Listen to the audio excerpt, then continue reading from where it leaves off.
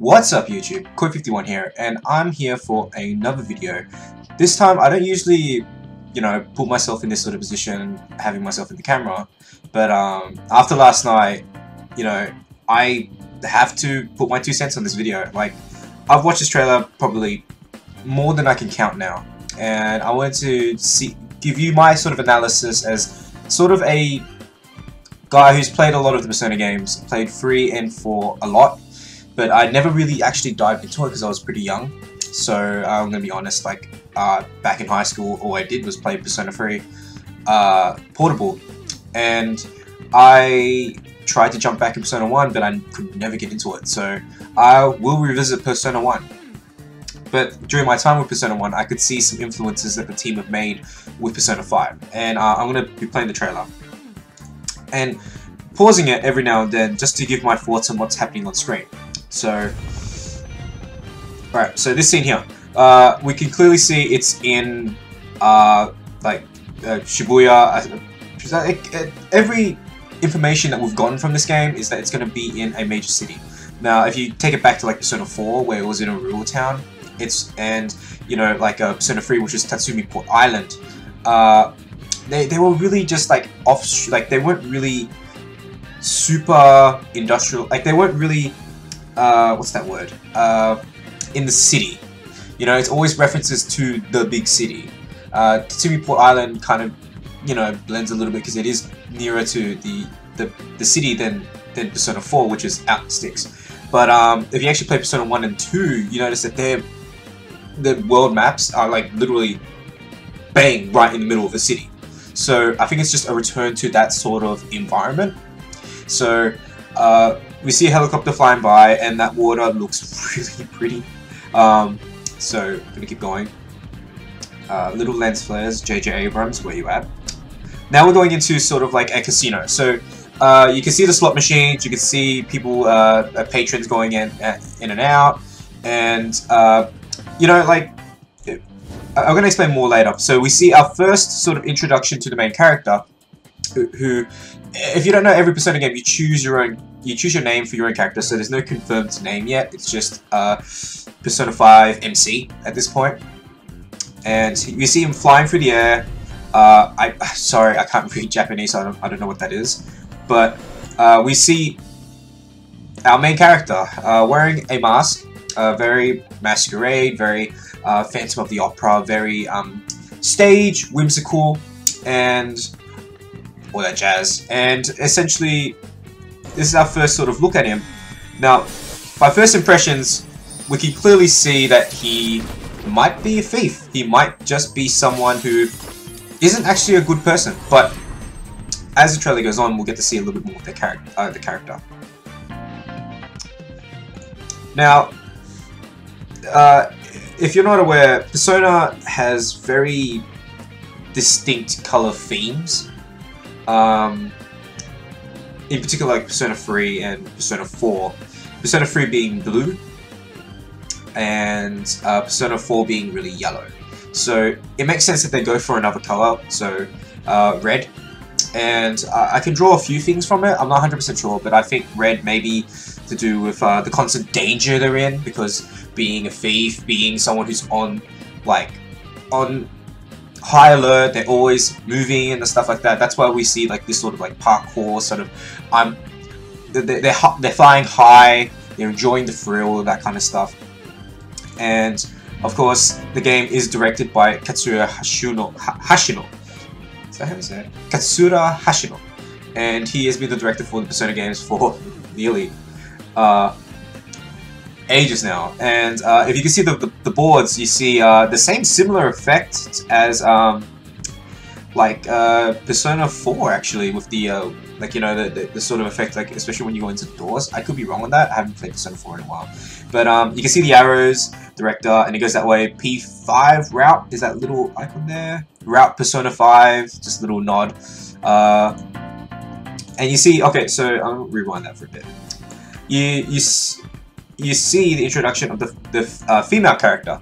I'll bring it up in a bit, but we do have confirmed names. Right now, the fan base is confirming it. Pretty much debating whether it's one or the other, but I'll bring up both names in a bit after we see the end of the video. So keep going. So Shigenori Shojima is back, and he's doing the character designs again. He's been doing the character designs for pretty much all the Persona games, and they look really, really well done. And I'm not going to say it. We also see another character which has not been introduced to the game, actually. It's a character that's not mentioned in the trailer except this one portion of the video. And everyone has sort of like motifs and stuff like that. We don't know what his one is. Like, we can see from this image, like from this frame, that he's wearing like a foxtail. So he could be either a fox, could be either a fox, or could be like a number of things that we can only speculate on right now. And I'm interested. I mean, it kind of reminds me of the dog from not the dog, the fox from the shrine in Persona 4. I don't know, just that mask alone it has that same shape. So yeah, so we'll keep going. Our composer, Shoji Meguro, who was fantastic during that concert. If you want to hear music that's kind of like different, but still very enjoyable, listen to some of his concert stuff. It's amazing. The fact that Persona has a concert in Japan and it's like sold out each time is a real testament to the pretty much the what's that word? The appeal that this music has on both the Japanese audience and the English audience. I think it's to do with the fact that the songs are actually sung in English. They're not sung in Japanese, so it has appeal in both markets, which is pretty cool. Of course, the little tag there is pretty much just I think it's composer or Persona 5 or something. I can't really read it properly. Persona 5 something. So I'll get back to you on that. Persona 5 composer. That's it. Persona 5 composer. So we see our character, who's also introduced later in the game. From the looks of things, he looks like I don't know, similar properties to Kanji. Now we see the main character, and very I was thinking about this as before I made the video, but it really has like a darker than black sort of vibe. What's this, the main guy's name? Hisio? I'm not 100% sure. But really cool. Okay, so now we get introduction to a staple that is in the Persona series, which is the Velvet Room. Now, if I can explain it real quick. The Velvet Room is pretty much a place where, simply, it's a place where you fuse your personas.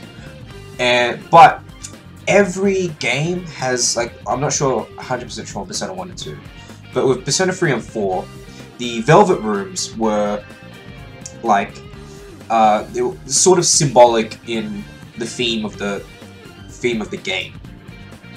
And I think Persona 3 was an elevator, and Persona 4 was a limousine, I think. But this one, it just flat out implies that it's a jail. Like, it's just a jail. And we get our first glimpse of the twins, which are the attendants. The two attendants. And in the other games, it was one. So how these two fit in, we're not 100% sure. Now, if you can see clearly, they're wearing eye patches, but they're wearing them on opposite eyes. So, even though they're twins, we can, if you look close enough, you can actually tell which one's which once they give us a name and like once they get localized. So, knowing which one's left, which one's right, and stuff like that, that's pretty cool. And we get our man Igor, looking the same in every series. Pretty cool. Alright, so here we are in Shibuya. I have never been to Japan. I'm planning to. I really want to go to Japan. I feel like it's a really interesting place. But we get our first glimpse, and we see that it's just normal everyday life. And then we see a big sort of plume of red, and we first see our main character's persona. Now, a little bit more later, towards the end, I'll explain how my working theory on how personas work in this game. But it's definitely not. It's definitely different than every game so far, and that's that's fine. Okay, so when we get our first design, he's wearing clearly a top hat, and he's wearing wings and stuff like that, and he's flying across. And if we can rewind that, I'll rewind it real quick. Chains. So chains being tied down. Central themes that the director of Hashino has pretty much said. So this trailer pretty much just shows that theme of being chained down in society is going to be relevant. Really cool. P5, there you go. There's the official logo. Really cool. Now we get our first glimpse of gameplay. And if you noticed during the live stream, I didn't know, I was speechless. And I didn't know what to say. So actually sitting down and actually talking about it is actually really cool. But my thoughts is definitely in the city now. You're a student in the city. If you notice in the top right, top left corner, it's the 4th of the 11th month. Or it's the 4th, and it's the 11th day on Monday. People speculated that the only time that this happens is during 2016. So this game might take place in 2016, from the looks of things. Another thing I wanted to take note of was the cloud. In other scenes, it's sunny, so maybe, I'm just speculating right here, maybe it has to do with the fact that heists can only be performed on certain weather conditions, because we're not 100% sure what's going to happen. Like, we don't know. There's so many questions with this game, but in the same time, they're answering some of them as well, so yeah, okay, so we'll just keep going. So you're in a train system, so this is clearly like a travel sort of sequence. And it looks really cool. Oh, that guy just bumped into him. So it could be just like little events like that. Maybe we can see characters interacting with each other during these sections. Like maybe like sort of like a social link, sort of social interaction sort of moments in these trains. But at the moment, we don't know enough. But what we can see is, oh, it looks really visually appealing.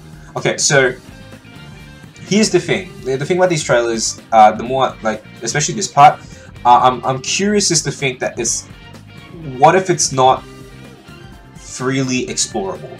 Like, what if it's just like you're pushing your button like left or right and you just go left to right? Because that's how the framing looks from this. Like, I don't know if it's supposed to be done for like a visual cinematic flair, but maybe these sections are just you going left to right. I don't know much yet, but it looks really cool. Okay, so I wanted to rewind back. Another thing. Oh, back. No. Really sorry. Okay, so you see here. Not sure if it's going to be picked up much by the camera, but it says UYA. So it's definitely confirmed this is in Shibuya. And if you didn't know much already, it's definitely in Shibuya. Takamichi, I don't know. So I don't know much about the train system in Japan, but it looks pretty. Like, it looks very legit, if I'm going to be honest. So we'll just keep going. Let's see. Oh, okay. So let's scroll back a bit. Classroom. I'll try to do a little bit of analyzing here. Pretty much, you know, main character is pretty much just daydreaming, and she's gonna throw chalk. There's a few things I looked into, just like to look around. And pretty normal classroom. Most Persona games, the character models for the other characters that aren't interactable are usually low quality. It's definitely the case here. Like, I can't even see the side profiles of their face, their eyes, or anything like that, except that character right there. And of course, the character in front of you is the the girl of the group, and she has a 4-leaf clover. I'm not 100% sure on what that's supposed to symbolize, but maybe she's like a little lady luck. Maybe she's the lucky girl of the group. There's something, maybe that's her nickname, lucky girl, that kind of stuff. Yep, so keep going. Throws a chalk, hits him in the face, and other characters react, that kind of stuff. So, okay, so now we're getting into a little bit more stuff. A lot of speculation online on whether these cut-ins are the new sort of... so, in Persona 3 and 4, how dialogue was exchanged in that game was pretty much just here's a text box and here's a character, sort of like character art of them, so you know it's that character talking. So I'm wondering if this is the same sort of situation with this. Also notice in the left corner it's sunny now, so I'm sure there's some reason for that it plays into the whole thing.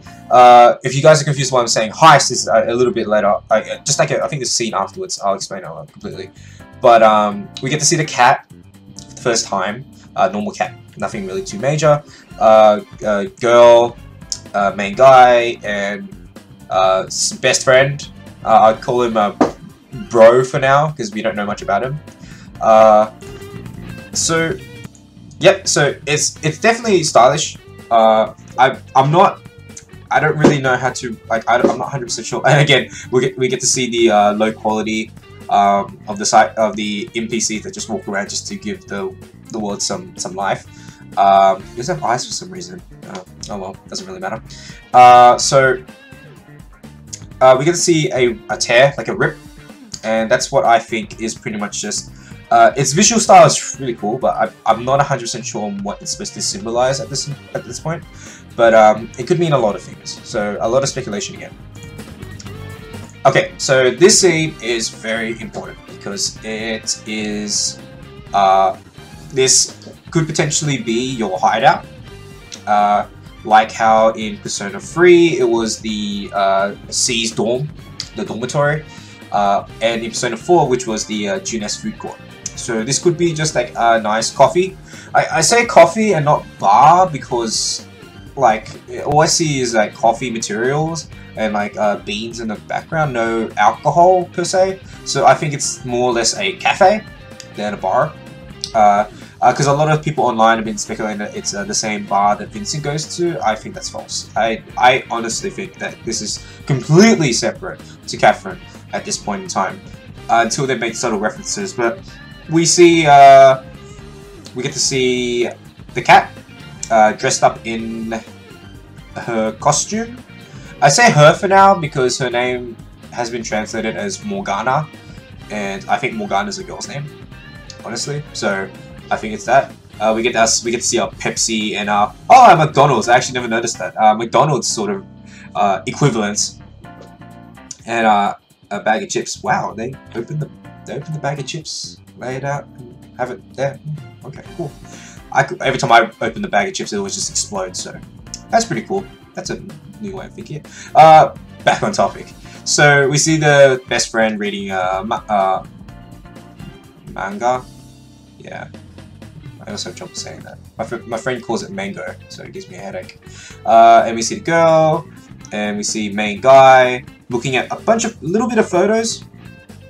And of course, the thing that drives my attention the most, a floor plan of some kind for something, a building. And I think that this game's dungeons are now heists. Just flat out heists. Like you are going into maybe a area, like a house to steal something, and we don't know how demons get into it. Like, we don't understand. Like, we have to wait until the game actually releases before we finally get those answers. But it's definitely a unique approach because maybe that's the prize. The dungeon's final boss is the loot, which is pretty cool. So we'll keep going. A little bit closer, we get to see some magazines, some teddy bears, and some gossip magazines. Nothing too major so far.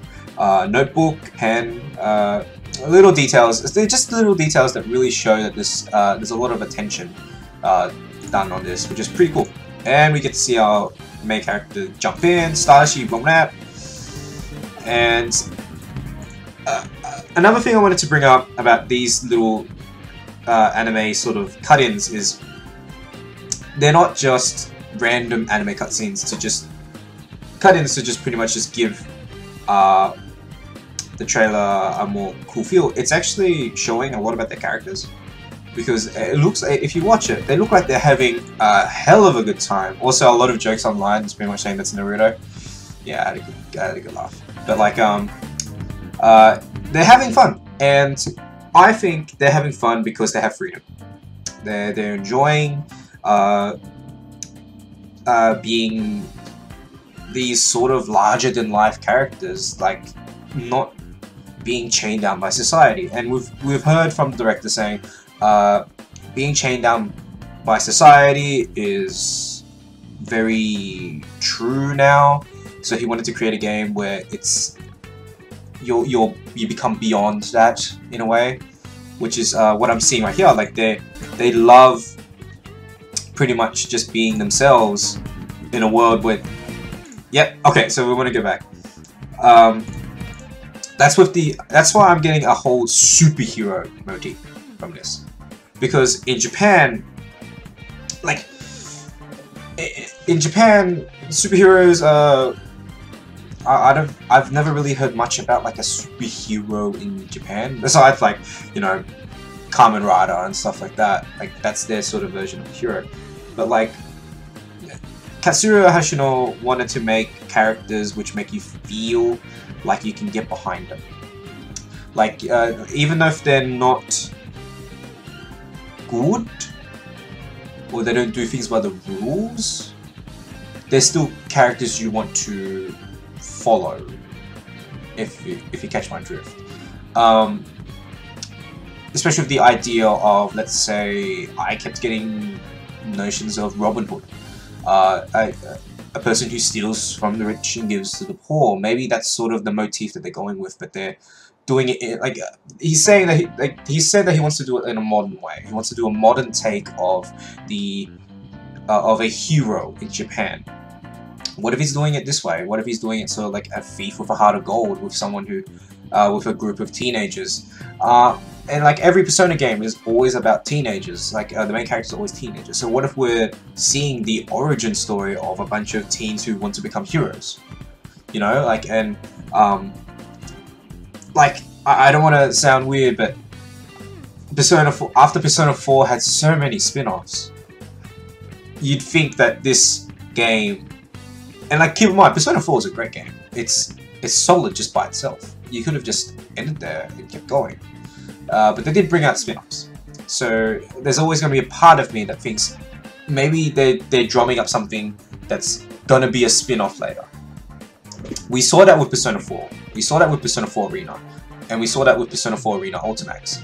And with Persona 4 Arena, the appeal that we saw, like, the appeal for me was seeing Persona 3 characters all grown up. Like, I'm sure everyone felt that way. We get to see Mitsuru, get to see Fuka, get to see, I guess was the same. Never mind about Agus. Akihiko. What if we're seeing an origin sort of story for these group of kids, teenagers, who become heroes later, and maybe in like a future spin-off or something like that, we get to see more of them, but as the larger-than-life personalities. Like, that's what I'm seeing from these trailers, and I know it's kind of weird to think way too ahead, but like, what if they're just planning it now as sort of like an origin story? And I'm happy. I think that's really cool. I think that's a really nice way of doing, like, because it's free. Okay, so I'm gonna explain it again. I'm sorry if I'm rambling a bit. It's just a lot of things are going through my mind about these trailers, and I'm seeing a cat on screen. I haven't explained it yet. But Persona 1 and 2 were its own sort of thing. It's like it's arcs. I always explain it as arcs to someone. If someone asks, can I play Persona, where should I start? I always say, don't start with 3, don't start with 1. And they ask why. And Persona 1 and 2 are really old. But good. Ancient. Unforgiving. Please start with 3 and 4. So, if you notice, 1 and 2 are its own separate thing. 3 and 4 are too connected. I don't know why they're connected. I think it would be a lot better if they were a little bit more separate. But they are connected. So Persona 5 is the first sort of new arc in this series of games. So it makes sense that they might build up to a eventual sequel later. They weren't, like, when Persona 3 came out, it wasn't gonna be in, like, I felt personally that they just, after they did Persona 3, they were just gonna do little cameos, not bring them back into the full light. So what if they're starting now to bring these, like, to make these characters much more easier, if that makes sense, to bring into another sequel. That's just my 2 cents. I think it's I spent all night thinking about it, but it seems to be true. Like the more I think about it, because they're becoming heroes. So why not extend their story? So as a mythos of the next game, you know, like it's a lot of things that make Persona so interesting. Is that its development wise is they shift and turn so much, but they still bring out these amazing games. So the character we see on screen is Morgana. Nice, cute kitty. Turned into superhero kitty, and the internet loves her. Alright, so back up. We are gonna analyze this bit right here. If I can get a good pause. Nope. Alright, so the text on screen, there it is, that's the one. So, all of this is Latin. And I don't know Latin. Except that from reports I've read, it's all about the 7 deadly sins. Each one is a 7 deadly sin, apparently. And one, except one of them, I'm not 100% which one it was. It was Cavum, I think. Cavum's not a 7 deadly sin. But what if?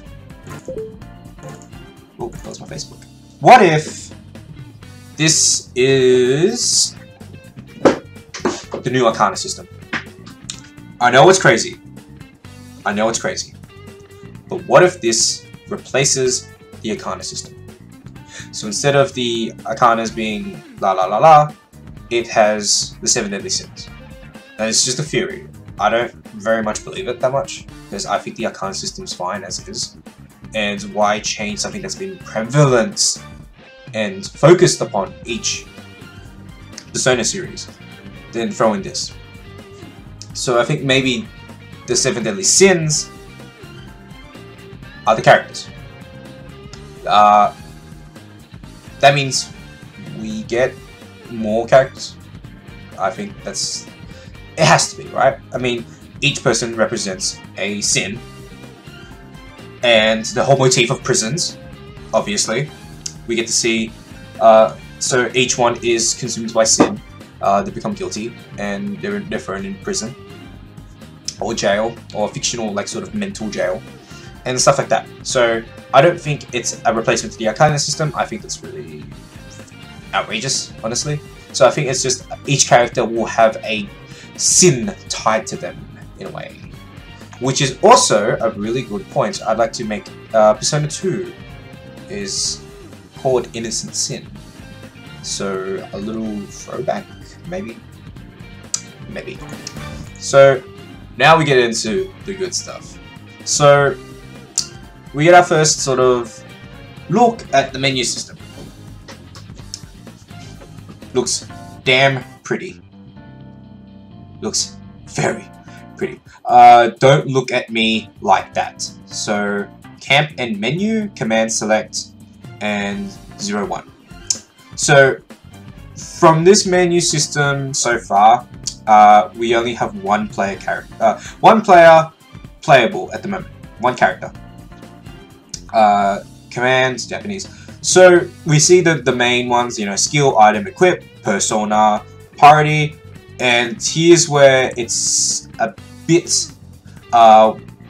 shaky in terms of fans right now, is the new introduction of cooperation. Now, I'm hearing reports that in Japan it's always been called cooperation, but it was translated into social links over here. Not confirmed, I'm not 100% sure on that. But if it is, then that sort of makes sense. But if it's not, we can speculate the hell out of it. Cooperation could mean your personal bonds with a partner, co-op. So it's the same sort of system as social links.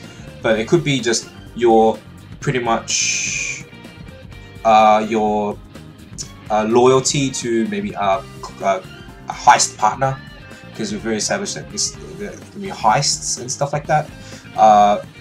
It could be a new multiplayer option, which I'm not sure how I feel about that. Like, I love Persona, but like, I'd rather them focus on a single player experience. It's not a multiplayer one. So we don't know. There's a lot of things we don't know. We got the simple yen, and another thing is that when you go down the menu, you see that the number changes to 012. That's it. Like, it's just a visual sort of thing. It's not anything important.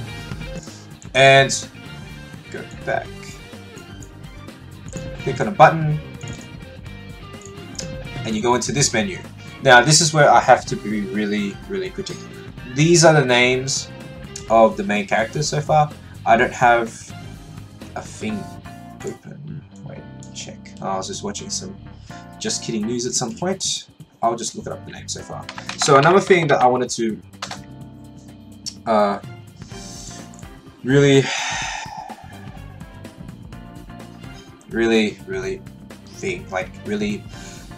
talk about is that. Hell yeah. Persona 1. We're going back. Weapon and gun are now separate. So none of this Naoto being the only one with a gun. Everyone has a gun now. And it's pretty cool. I mean, like, it's really cool. Like, I think going back to having that, how that works in game, we don't know for sure. But we can say from the names they're translated. The first one's protagonist, like every game. Like every Persona game, you have to name your protagonist, which is fine. You got I think it was Ryuji Sakamoto. Ryuji Sakamoto. I don't know if it's that one or that one, but I think it's that one. Ryuji Sakamoto. Or Sakamoto Ryuji. I don't know if it should be flipped. So the cat is Morgana, and the girl is An Takamaki. People calling her Anne, Anna. So for now, that's it. That's the names of so far. We've got Protector, Accessory, and Clothes. Clothes could mean that it's the same sort of thing that was borrowed over from Persona 4 Golden, where you can change your outfit without it affecting your stats. So that's very nice. I like that a lot. So Protector is pretty much your armor. Accessory is your extra. Very simple stuff. Yeah, let's see. Yeah, really cool gun. Yeah, nothing really too major. I think, yeah, that's the dungeon that he's in. It looks like it's the same as later in the trailer. Okay, so he's going to equip a knife, your melee weapon, which is a bunch of knives. Really cool. We get our first sort of glimpse of what the threat is in this world. We don't know for sure, but clearly this train driver is possessed, and poor police officer, dude. Alright, so now we jump straight into exploration. Notice that it's all been the same day, so that's pretty cool. Lots of platforming. I want to go back. Yes. I don't know if... Like, it's hard to explain now. Like, I'll jump. Like, for now, what's being said online is that you fight demons. Demons from other games. I'll explain it in a bit. But I'm not sure how I'm supposed to feel about these designs. Like, they're okay. Like, they're pretty standard. But knights, night shadows, that kind of thing. The environment looks really cool. Then we get to see that there is platforming, kind of. I think it's sort of just like contextual, where you just like jump to the edge and it just automatically jumps. But pretty cool. Now we get into something that's really interesting and has not been in any Persona series. Stealth. I think the thing that I noticed during other Persona games, particularly 4, was it was pretty hard to get a sneak attack on a character, or on an enemy, on a shadow. So I think this sort of remedies that, by you can do sneaking. Like, the sneak mechanics are much more like expanded upon, so that you can attack enemies better. So we're not sure. It's a really cool effect. Yeah, it's really cool. Really fast, snappy. So we get introduction of another character. Oh shit! Wow. Damn it, computer. What are you doing this, man? Takemi Takemi. She looks like the it's a medical clinic, so I don't think this is a school nurse or anything like that. But it's definitely like a medical clinic. I don't know if she's a party member or she's part of like the 7 Deadly Sins or anything like that, but she definitely does support, so she does help. She does sell you medical supplies and stuff like that. And we get a little bit more information, like a little more scenes of the characters. This is our first sort of glimpse of their costumes. I'd say battle outfits for now, but it's definitely like how can I explain it? It's like back in Persona 1, 2, 3, 4, they were just wearing school uniforms, right? That was sort of like they were wearing school uniforms with weapons on top of them, right? That was the canon sort of look that they had for each one. I mean, you could dress them up in like Persona 3 and 4 into ridiculous outfits, but they were never acknowledged in cutscenes or anything like that, right? So having them wear these sort of almost superhero-like outfits really shows the departure they have with the other series, or with the other entries in the series. And we get our first look at the military shop, and this guy looks sick. Kind of reminds me of a character from Durarara.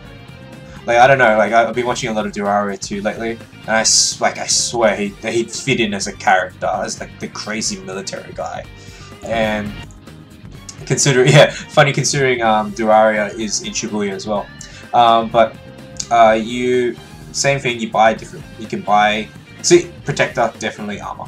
Yeah, so we're back here again, and if we freeze frame, just like around here, we can see that this is definitely the Velvet Room. Velvet Room is now jail cells, so the motif of being in chained down is really prevalent now. We get if I can freeze frame it just right, a closer sort of look at the twins. The two twins, we don't know if they're boy or girl, girl, boy, girl, but like, we can see that the eye patches are on different sides of their faces, so you can tell the difference if you like remember hard enough. We get to see our main character being chained down. Now, the internet right now thinks that this is Vincent. I know it's the main character for sure. Maybe this is how you fuse personas. Oh, okay, revelation. I didn't mean that reference. What if this is how you fuse personas? Because remember, okay, so towards I'll get back to it after I explain a bit at the end.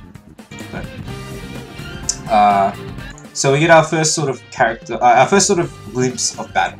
And what's different from 3 and 4 is that the orientation of the characters are horizontal now, not vertical. Before Persona 4 it was vertical, and Persona 3 was vertical. Now it's horizontal, very much like 1 and 2. So that's pretty cool. HP, SP still there, nothing changed. Character. So I wanted to see a thing. So you notice that he's dropping down with the knife, then he switches to a gun. So they're both different sort of commands, maybe, I don't know. If it works like in Persona 1, they're separate commands. So you can have guns, so certain enemies are weaker to guns, certain weapons are weaker to melee combat. And as you can see in the corner,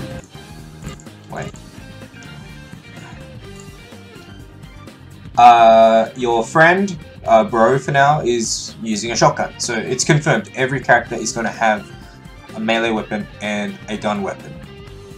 So that's pretty cool. Another thing I wanted to mention is you're versing demons now. You're not versing like generic shadows, you know, like everyone in the stream will know, Hulk Hogan and stuff like that. So you're versing Pyrojack and Sandman, which are actually, you know, like your persona. Like you can, they're personas as well, but now it's not.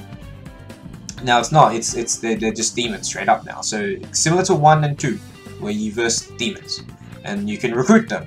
So what if so here's the thing, my working theory. What if you don't actually kill them? Like, what if you lock them up in jail? Right? You lock them up in jail, and a little bit later you'll see But okay, so cool. This is gearing up for an all-out attack.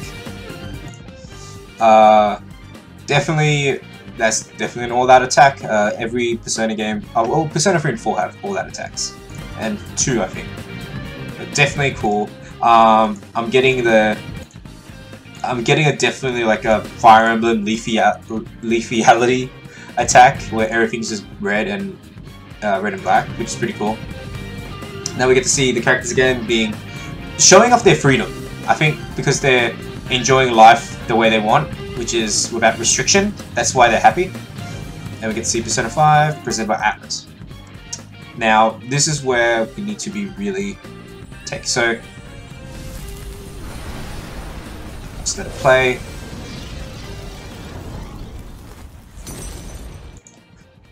Hear that sound effect? I'll do it again. There's the same sound effect when you summon a Persona in 3 and 4. That thing. So I think in this game you don't summon a Persona, you become a Persona. Like I think it plays into the motif of like the masquerades, the masks and the whimsicalness. What if you become personas in this game? So that would explain a lot of things. So I'm gonna bring it back. But let's say here. So we see demons. Clearly, we see demons. You're being able to battle demons. So what if in this game, instead of demon recruitment, where in Persona 1 and 2 you have to like chat them up, say the right answers, and convince them to come to you. What if you... Where was that scene? What if you don't do that? What if you actually...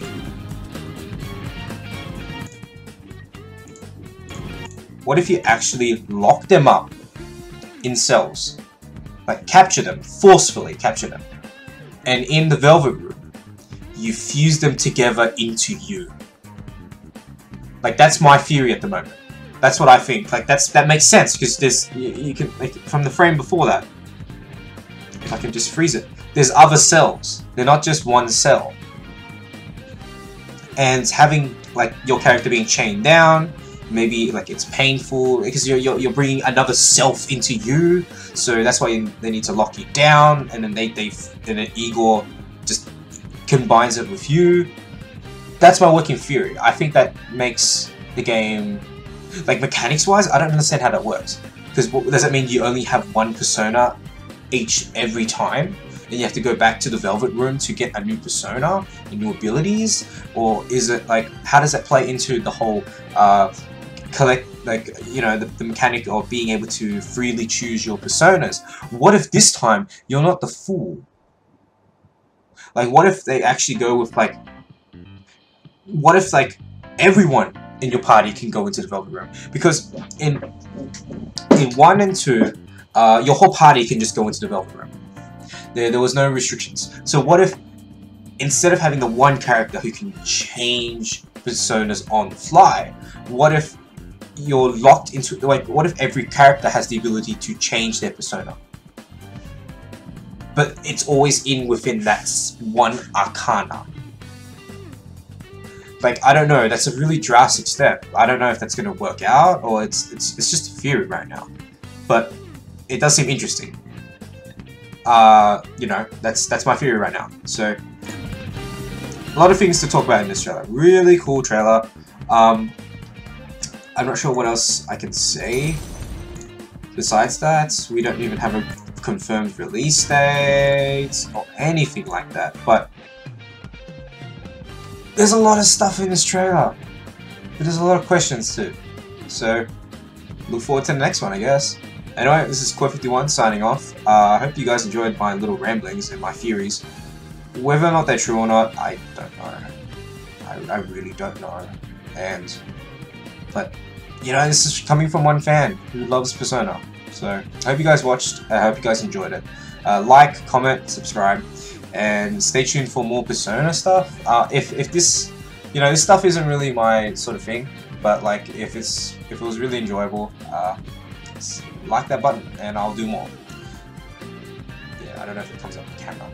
Peace.